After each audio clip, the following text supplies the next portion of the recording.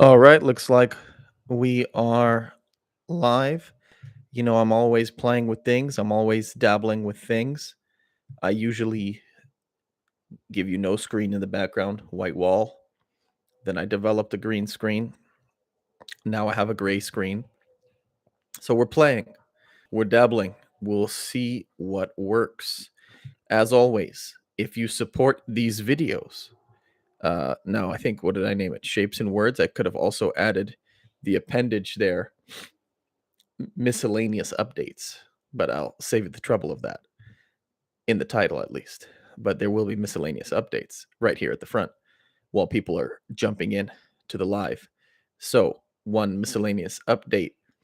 I keep playing with my name on my Gumroad, different variations of Dabtara Henok. Now it's more legible, less obscure, less obedient to what the original would have been, an original Proto Semitic or Ancient Semitic. In any event, excuse the sniffles. The link is now aksum.gumroad.com if you want to purchase my short and long form Samistat. What I have there is my opposition letter against TPLF, which is translated from my grandfather, who he co-authored it, but really he's the main author. This opposition letter in November 1991, and the ramifications of the war in Ethiopia, or the law enforcement operation, whatever your perspective is on that, from November 2020 to the present, which is February 2022. It's still ongoing. The ramifications of that were predicted and prophesied by my grandfather in November 1991, and he committed it to the written word. So I'm continuing his legacy. You can also find a letter Emperor Menelik wrote to Abba Jafar, who was then governor of Jumma, the city from which the current prime minister is from, and many other people. It's a big city in the south. I have They Praise Her, the Messengers, which is Yuedisuwa Malaikt in Ge'ez, part of the Kal Tamert, or prayers to be committed to memory that you learn by hearing. I recently made that my first Substack video. So Substack is interesting. I'm live streaming on YouTube, but I'm a Substacker, and on Substack they've allowed me into their video beta. So I'm playing with that. Actually failed to upload much longer video about 3 times over 2 days. It pissed me off. So I said, okay, this is 5 minutes. Let me upload this, and it worked. So we'll figure that out. I have some papers from when I was in law school. One on intellectual property being fake, another on exploring taboos in mass torts. What would it look like if you sued the US federal government for its foreign policy, aka bombing everyone all over and then not caring about them and leaving them abruptly like they did in Afghanistan, and having the old regime just take over and the new regime collapse? And what if black people had genuine reparations as well in the United States, not including me, but ADOS, African descendant of slaves, or if you're in the Tariq Nasheed group, FBA, was it not full-blooded Italians? What is it? Foundational Black Americans. Then I have Henry Blank's A Narrative of Captivity. He's one of the British folks, allegedly a doctor, I think a spy, maybe both, captured by Emperor Theodros or Emperor Theodore. I also have another introduction to that text in Amharic. I haven't translated yet. I provide the Amharic text from my grandfather. All that can be found at aksum.gumroad.com, aksum.gumroad.com. But today, I'm here to talk to you about shapes and words. This is an article from my Substack, aksum.substack.com, aksum.substack.com. You see, I'm trying to get that Aksum branding together. And Rune, excuse the excessive sniffling. Rune, oh, and you could always throw up thank yous after the video is done, super chats, whatever, super everything, if you want to give back. Those options are in the sides near the comment section where the money sign is. So let's get into the heart of things. Rune is this character in the tech space, in tech Twitter. He speaks a particular internet speak, which is a dialect of the American language. And he's been on my radar for a while, maybe a year or two. And since the fall and winter, he's really been pushing this meme or this idea, and it has spread like wildfire. And I thought, hey, why don't I help him spread it? Because it's not that he needs help. He's been on Twitter Spaces. He created a Substack. Just to read this article, you can check out him at runescape.substack.com. His only article there, besides the coming soon thing, is A Song of Shapes and Words. So you can check that out, A Song of Shapes and Words, runescape.substack.com. And it's his original explanation. I'm going to read my article that is kind of playing off of what he has to say on the subject. And if you have any questions along the way, please add them and I'll try to explain. I think the article is explanatory enough, but if there's anything I need to give extra interpretation for, I will. And if you all have any questions, feel free to add them. If nobody has any questions, and I'm sort of awkwardly waiting there after I've read aloud and recited the article, then I'll end this quickly. So I've titled this article A Heuristic for Life by H.E. Nagash. A heuristic is a shorthand guide that is directionally often accurate and thus helpful, but not something to be attached to dogmatically and ideologically. Remain flexible. Remain contextual. The most functional heuristics I have picked up are from Nassim Nicholas Taleb on probability, Professor John Danaher on jujitsu, including striking, that is to say, jujitsu plus striking, and the very Reverend Father Paul Nadim Tarazi on scripture. Today, let me point you to Rune. Rune, at T-Sizzle, at TSZZL on Twitter, self-identifies as a highly online schizophrenic rambler and machine learner. He just hopped on the Substack bandwagon. My apologies to the fourth wall. And I am assigning you his song of shapes and words for homework. He hides behind humor and satire, as all we trying to save the world must, and thus eschews attempts to take him too literally. But I will. If this offends you, leave now. In this, I mimic my high school English teacher, who told us Old Man in the Sea had deeper esoteric meanings, in the face of Hemingway denying such on camera, in footage she showed us as we studied his text. Philosophy of art is fun. We had these types of discussions with politicians, sculptors, painters, musicians, and full-time philosophers. In his bio, he calls himself a schizo, but in his piece, he reserves this for the word cell, and he is the shape rotator par excellence. The most obvious tension is how beautifully he reads and writes. But alas, the shape rotator, if trained, is more able to wordsmith than the word cell is able to rotate shapes. Many such cases. The alternative to the schizo is allegedly the autist. There is a difference in how these terms are used in a medical context versus in one dialect of the American language as it is in use by the highly online. I have a history of schizophrenia in my family. It is a serious disease. You lose grasp of reality. And though each case will differ in degree, the kind I saw really had distance from the factoids on the ground. But there were always moments of extreme clarity. I have benefited from wisdom gained in these precious moments. The autist, in internet speak, does not do well with people and feelings, but is the chief expert on whatever obscure topics he has tunnel vision researched on, or deep dived, or is it deep dove? The shape rotator is generally, but not always, STEM and male in proclivity, and the autist or object-oriented deep diver and subject matter expert. The word cell is generally but not always, humanities and female in proclivity, and the schizo or people-oriented emotional intelligence agent par excellence. There are plenty of counterexamples on both sides, and the Übermensch is he who excels in both shape rotation and word smithing. Excuse me. I may have had a mimosa. Engineers and mechanics make up one extreme end of the spectrum. And of course, there is a spectrum rather than a binary or dichotomy. And journalists and professors make up another. Each field will have anomalies, as already mentioned. A project manager, product manager, scrum master are in the realm of objects, but they lead people. A jujitsu fighter and a general are in the realm of people, but manipulate them like objects.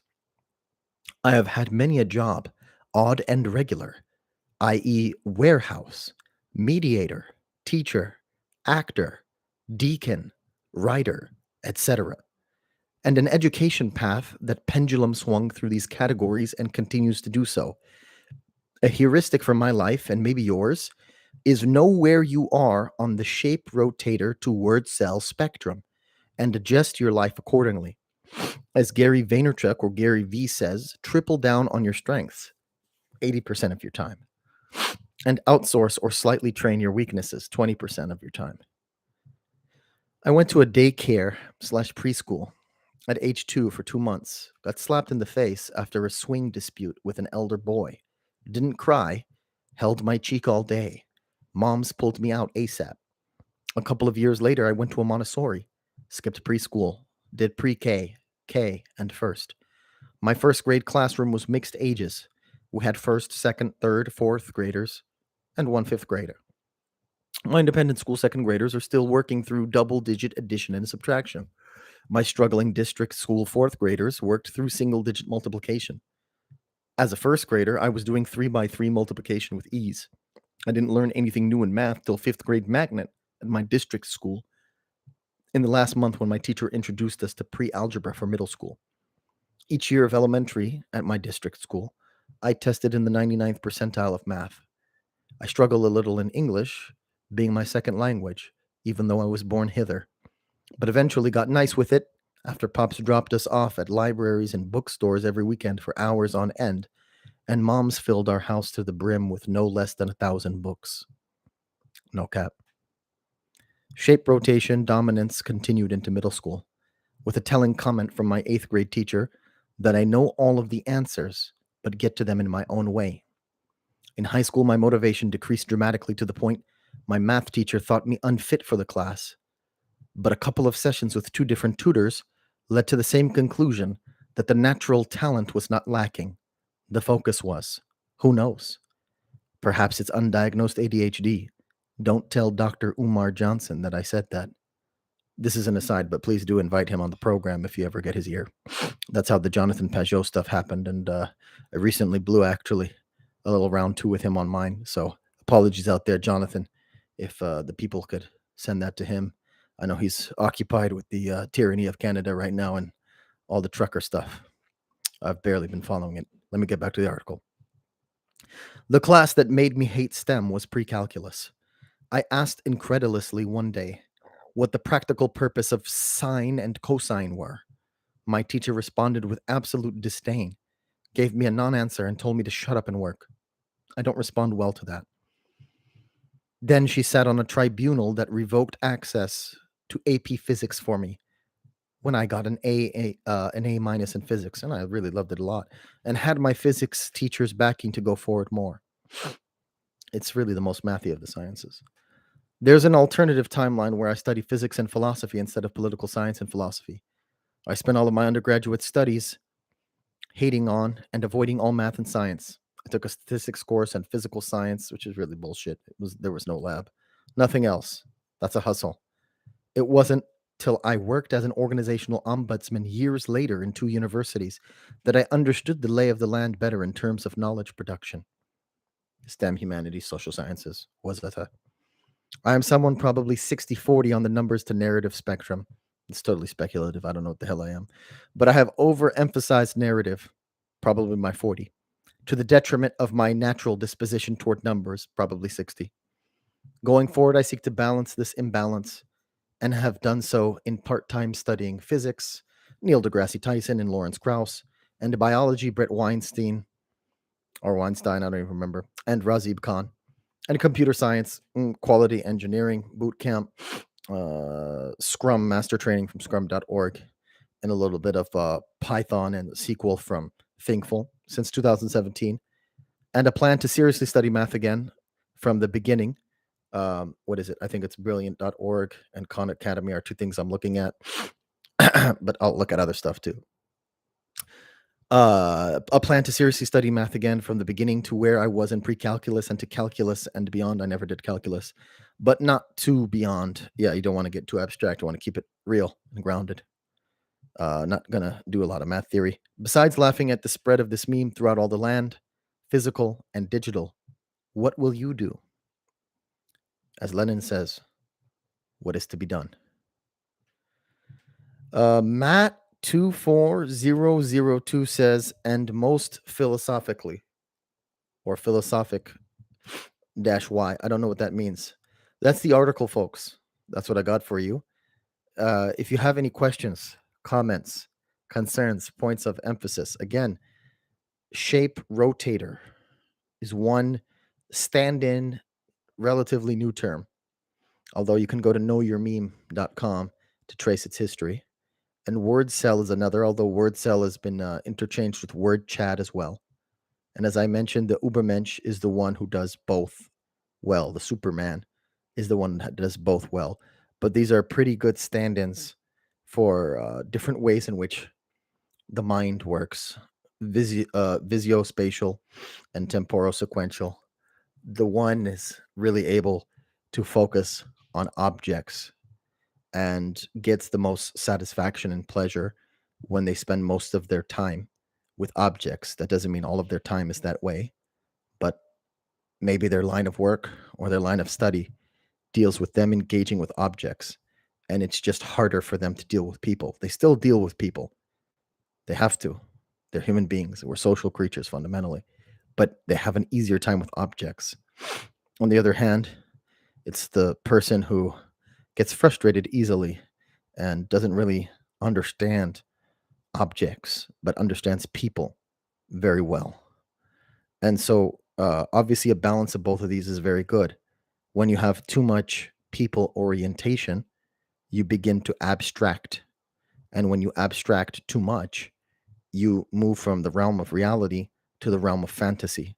And I love fantasy books, but you can't live your life in the world of fantasy. So you need to ground yourself in real things, real objects. It's great to deal with real objects all the time, but when you do that, you forget about the human element, the humanity. So, the stereotype I think in the engineering world is you build something super functional, but it's ugly. And the ideal, although I would say functionality over form or function over form, the ideal is having function and form. That's what we should all strive for. We should strive to, at least if we're object oriented, we should strive to be competent in our people skills. And if we are people oriented, we should strive to be competent in our object skills, excellent in what we have our proclivity or tendency toward, and competent in the other. To that regard, I think the whole view in universities of general education is really stupid. Instead of getting like a million different general ed courses, I think it would be constructive if, for example, your major is something in the STEM. We talked about physics, so let's say physics or math. Let's say physics or math is your major. You should have to minor in creative writing or in English or comparative literature or something like that, or philosophy to complement that. And vice versa. If your major is something in the humanities like philosophy or English or French or Spanish or whatever, history, then you should be required to have a minor that's in the STEM. This would make sure that someone who's more talented with words doesn't go too much into the realm of fantasy, but is grounded in reality, and that makes sure someone who is overly grounded in reality, uh, but not in people skills, gets an opportunity to practice their people skills. Matt24002, you said physics was most mathy. Yeah. Okay, I see what you're saying. There's a philosophy, 100%. I wrote a paper in my philosophy of religion course on the Kalam cosmological argument, and it discusses physics. So I said that the past it's impossible that the past has an infinite uh, length of time. And I used Mexican food as an example. If you order, that's a quick example. It might not make sense, but I'll just briefly kind of say that argument and relate what you're talking about. If you order bottomless chips at a Mexican restaurant and you tell the waiter you'll pay them once they're done giving you, or they've completed the task of giving you the bottomless chips, they're going to laugh at you and call you an asshole because you will never finish bottomless chips because they're bottomless. And the same way, the past, if it was infinite, it would be impossible to have a beginning. You couldn't get to it. There's it's not like Zeno's river or whatever in philosophy, but you wouldn't be able to get to a beginning point. There would be no marker. So anyway, I haven't done that paper since 2011, but yeah, it delves into the different views of physics. The multi-universe generator is one theory. I don't address that. Another, the kind of theoretical cosmological physics is very philosophical. It does get less grounded in reality. The things on the planet Earth, I think, are very math oriented, but the stuff about cosmology does get particularly philosophical. The one I dealt with is the Big Bang. If the Big Bang is true, the question is, if the Big Bang is true, what does that mean about God or no God? That was kind of the question I tackled in philosophy, and so we heard some physics cosmological arguments at the time, and that's how I chose my paper. Where do you place the social sciences? Um, the social sciences are tricky because they can go either way. Maybe the social sciences are people who are in the middle of the spectrum.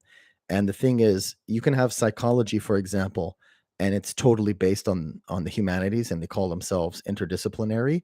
And if you see where the replication crisis is, that's where there's going to be the most the largest part of the crisis. But you could also have like evo psych, right? Where the psychologists are studying evolutionary biology, and I think people have poked some fun at that field, especially people like Nassim Nicholas Taleb, who I mentioned at the top as one of my favorite people in probability, and I trust him certainly more than I trust Jordan Peterson and some other people in Evo Psych. But I think they're onto something. I think there's something to be gained. It's interesting, for example, Peterson, just because he uses both evolutionary biology and literature. So he uses the humanities and STEM when using the social science. So the social sciences never just stand on their own, but they rely upon one or the other. And you'll find often that they just go to the humanities, but especially those people who incorporate STEM knowledge into their social science work, I think is very interesting. Like you see the direction of a lot of economics and political science departments, especially at the graduate level nowadays. They almost all are using data science and machine learning, which is Rune's specialty, the guy who sparked this debate. Sage says, word cells rise up. Yes, sir. I think I could pretend to be a word cell. I think I've been pretending to be a word cell, or a word Chad rather, for about 10 years. But as I continue to write, as I continue to produce podcasts and live streams, I'm going to be working on my STEM skills because I think I've been imbalanced. Like I said, the perfect thing to do is to make yourself competent in your weakness and excellent at your strength. And using your time wisely to do that, using the 80-20 rule. Borrego Negro. Function is the wheels and motor. Form is the comfort and looks of the car.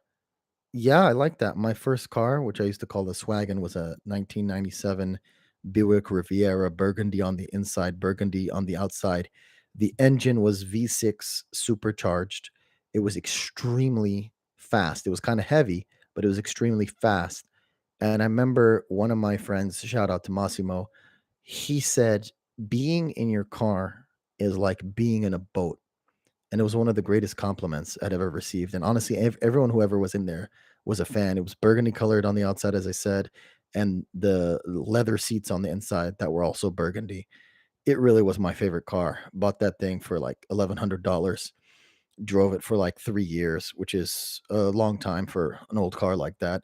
And I did have to take care of it a lot, but then I ended up selling it again for like 1,000. So I pretty much broke even on that car after driving for 3 years.